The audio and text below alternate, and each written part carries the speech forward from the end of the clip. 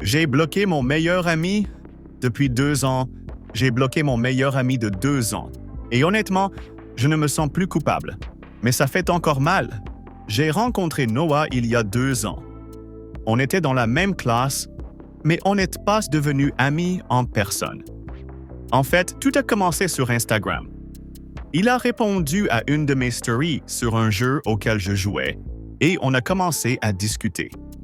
On a découvert qu'on avait beaucoup de points communs, surtout quand il s'agissait de jeux vidéo et de conversations profondes sur la vie, le monde et tout ça. La philosophie, la religion et tout ce qui va avec. Au début, nos discussions étaient incroyables. Je pensais avoir trouvé quelqu'un qui me comprenait vraiment. Noah avait un parcours religieux assez particulier. Il était hindou, puis athée, et quelques mois avant qu'on se rencontre, il s'était converti au christianisme.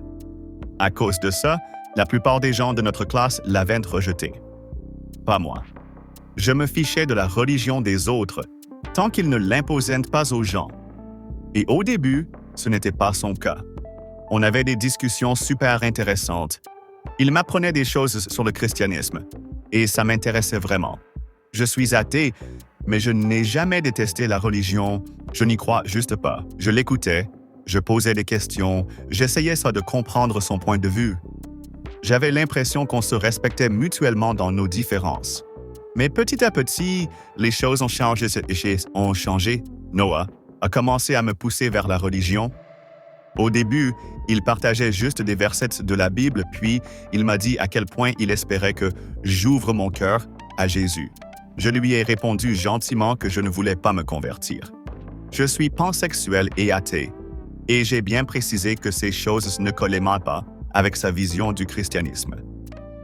Il s'est calmé pendant un moment, et je pensais que tout allait bien. Mais quelques semaines plus tard, ça a recommencé. Il me demandait encore et encore de me convertir, de juste essayer. Il disait que je vivais dans le péché et que j'allais regretter de ne pas croire en Dieu. Je me suis dit que c'était peut-être un défaut dans une amitié par ailleurs forte. Je me suis dit, personne n'est parfait, et j'ai laissé couler. Avec le temps, on s'est encore rapprochés. Il m'a présenté à un gars qui est devenu mon petit ami. On est dans une relation très saine depuis, même si ce n'était pas toujours facile. Noah était au courant, et même s'il semblait nous soutenir un peu, on se disputait souvent, surtout à propos de ma sexualité. Il semblait toujours mal à l'aise avec ça, même s'il ne le disait pas clairement. Mais je laissais passer parce que je pensais qu'au fond, il tenait encore à moi. Puis est arrivé le mois des fiertés, et tout a changé.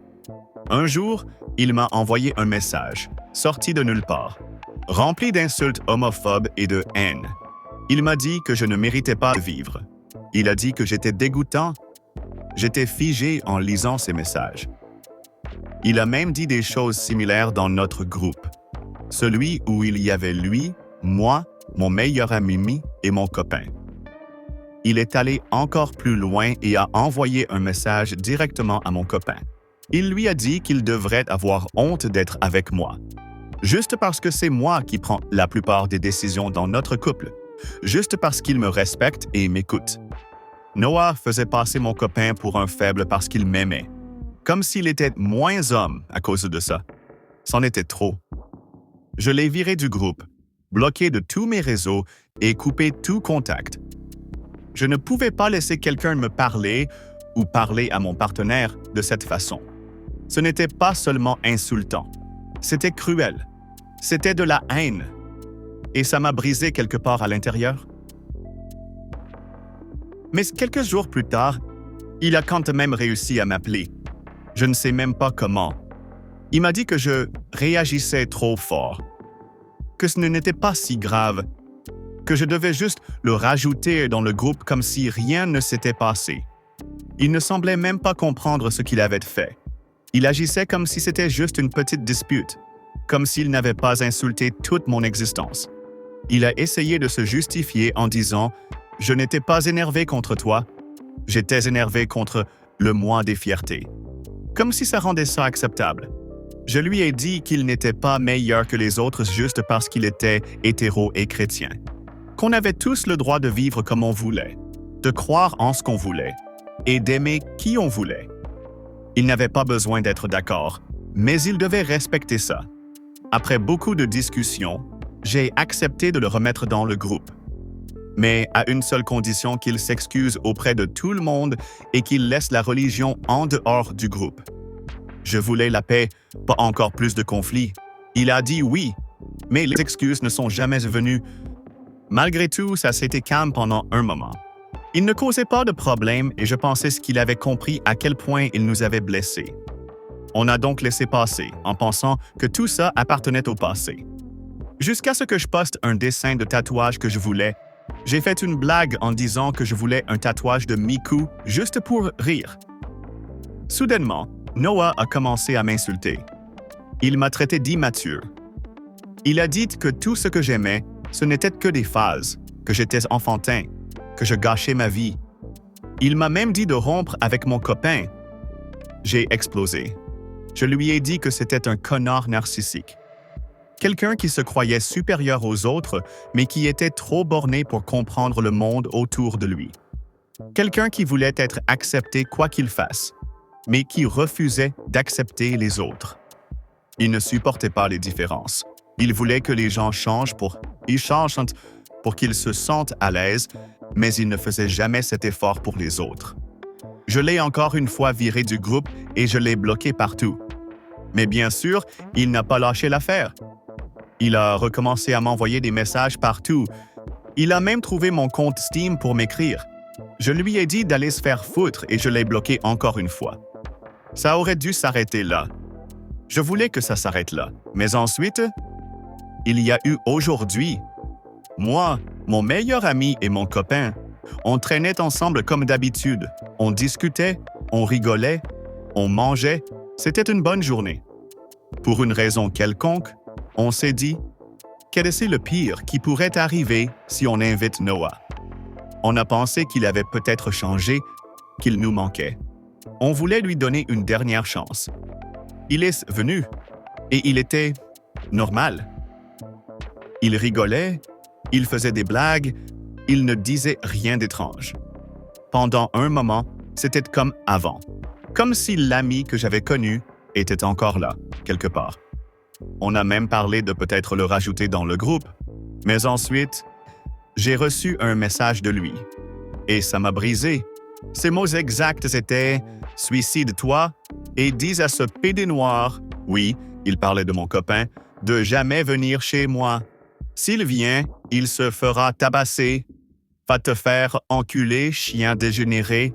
J'espère que le hate te butera. » Je suis resté là, choqué, les yeux rivés à l'écran. Pendant quelques secondes, je ne pouvais plus bouger. Mes mains tremblaient. Mon cœur battait fort. Mon estomac s'est retourné. Je l'ai bloqué, signalé sur toutes les plateformes. Et je me suis assis là, complètement écœuré. Je n'ai pas pleuré, je n'ai pas crié. Je suis juste resté là, vidé. Je ne pense pas avoir fait quelque chose de mal, vraiment pas. Mais je me sens quand même mal. Je déteste avoir dû faire ça. Noah était mon ami, un ami proche, quelqu'un avec qui j'ai partagé 2 ans de souvenirs. Et maintenant, il est parti. Pas comme les gens qui s'éloignent avec le temps, non. Parti de la pire manière possible. Je suis fatigué. Fatigué qu'on me rabaisse juste parce que j'existe. Fatigué d'être traité comme si j'étais moins qu'un humain à cause de ce que je crois ou de qui j'aime. Fatigué de toujours devoir me justifier. Comme si mes sentiments, mon identité, ma relation, rien de tout ça n'était jamais en sécurité. Je ne sais pas à qui d'autre en parler. Mon copain et mon meilleur ami disent que j'ai fait ce qu'il fallait, que je me suis protégé, que couper les ponts avec quelqu'un qui te blesse n'est pas une mauvaise chose, que garder la douleur ne change rien. Mais au fond, je me demande encore, peut-être que c'est moi qui ai tout gâché. Peut-être que j'aurais dû essayer de discuter plus. Peut-être qu'il y avait encore de l'espoir. Peut-être qu'on aurait pu arranger les choses. Mais ensuite, je me rappelle ces messages. Et je me rappelle combien de fois j'ai essayé, combien de chances je lui ai donné, combien de fois je me suis tu juste pour garder la paix. Et je sais que je ne méritais rien de tout ça. Je voudrais juste que les choses aient été différentes. Mais j'ai fait ce que je devais faire. Et j'espère qu'un jour, ce sera suffisant.